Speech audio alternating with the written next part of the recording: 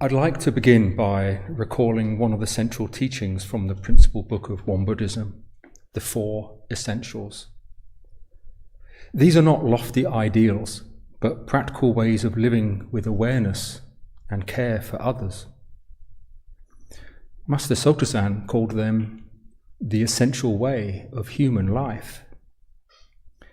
These four essentials are so essential that they even appear in the turtle chart.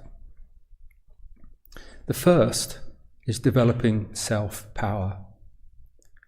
That means not living a life of dependence unless there's truly no other way, such as during infancy, old age, or illness.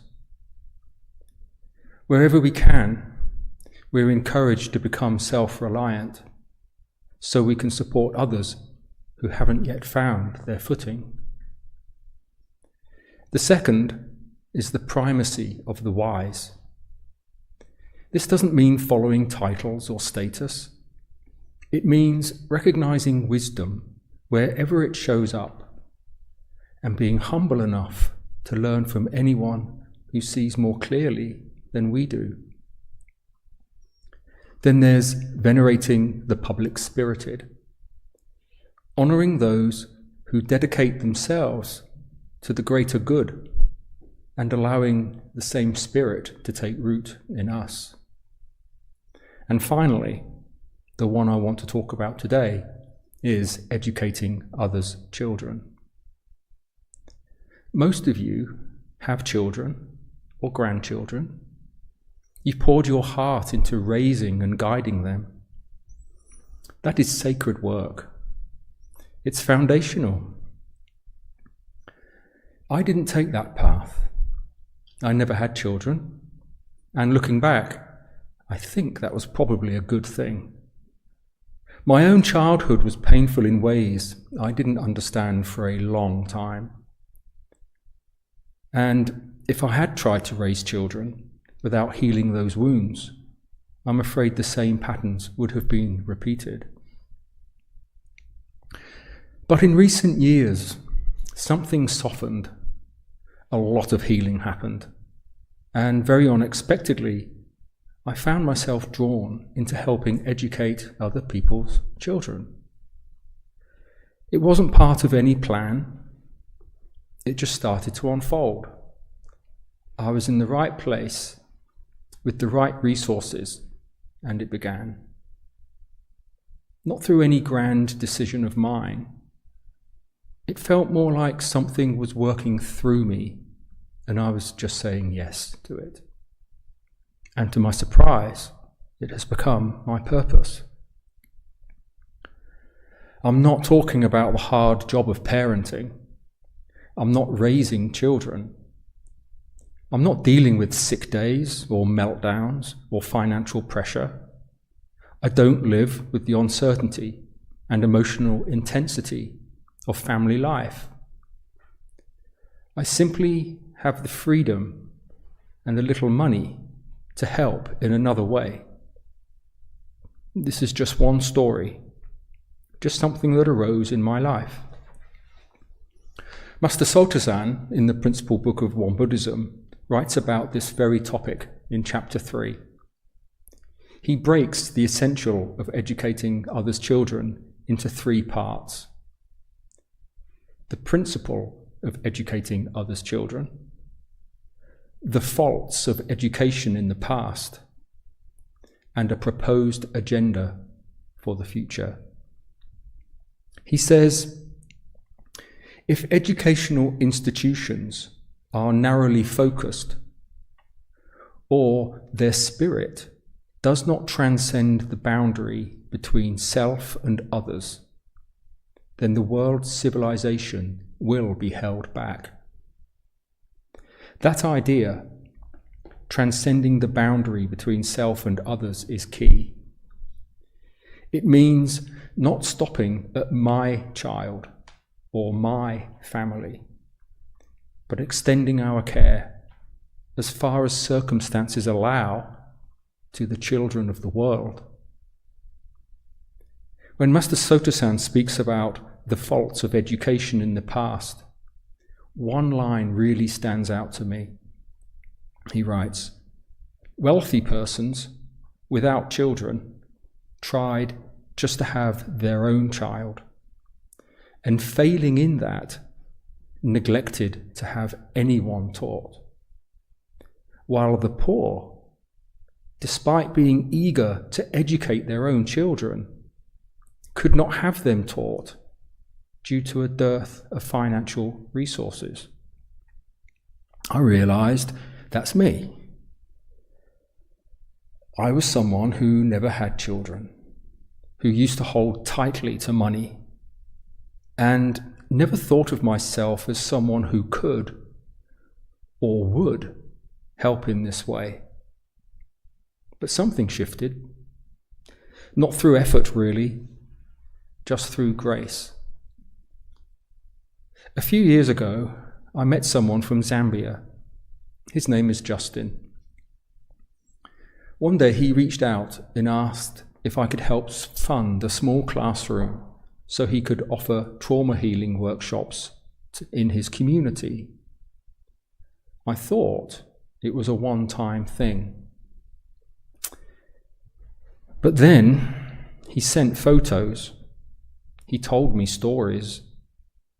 I saw the faces of people who had come through immense hardship and how this small gesture had touched their lives. And something in me just knew, this is it. This is what I've been looking for. I'd spent years searching for something meaningful to do. Nothing ever quite landed. But this felt different.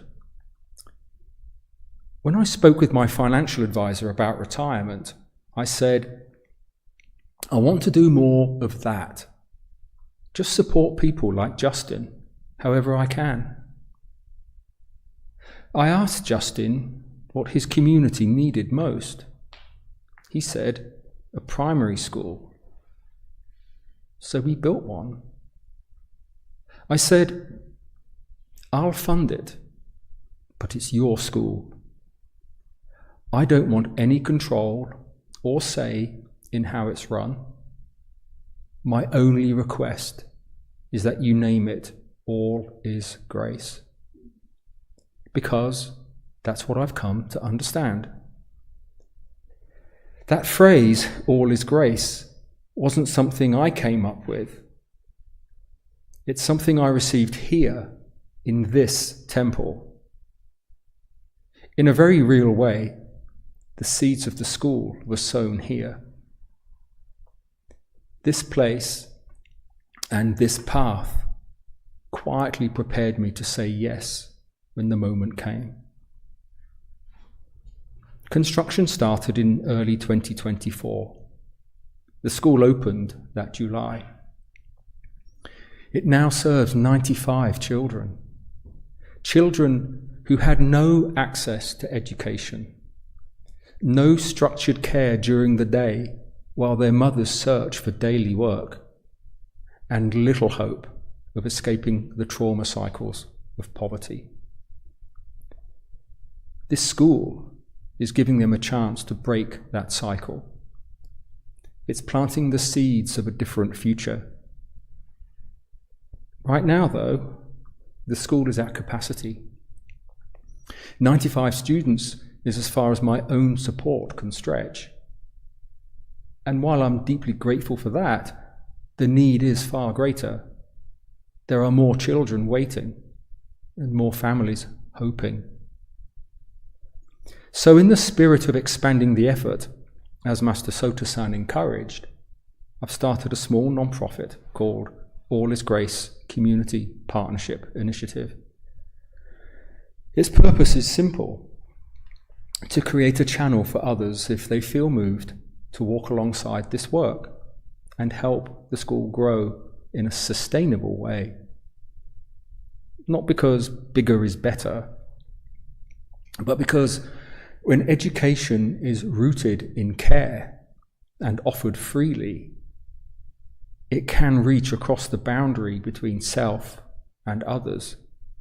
and make a lasting difference. Master Soto-san writes, "We should help all educational institutions as best we can in order to educate even others' children as if they were our own, whether we have children or not, and as far as our circumstances permit." That's important, as far as our circumstances permit. Not beyond, not with guilt, just with open eyes and an open heart. Some of us are called to raise children, some to teach, some to support quietly behind the scenes, and some of us find later in life that we've been given just enough space and grace to say yes to something like this. So this is my path, and I share it because it helped me understand Master Soto-san's teaching in a new way. In the past, I'd read that section in the Red Book and thought, what is this really about? It seemed abstract, out of reach, but now I see. But you don't have to do something halfway around the world to live this teaching. It's already happening right here in this temple. You only have to look at the Sangha Seedling service last month. It shows the wonderful impact of the children's summer camp that's held here each year. A camp made possible by the love, effort, and presence of so many volunteers. That's educating others' children too. And that's just one example of what unfolds here with children. Not as a program, but as part of the life of this community. Sometimes we reach far, only to discover what's been right under our nose all along.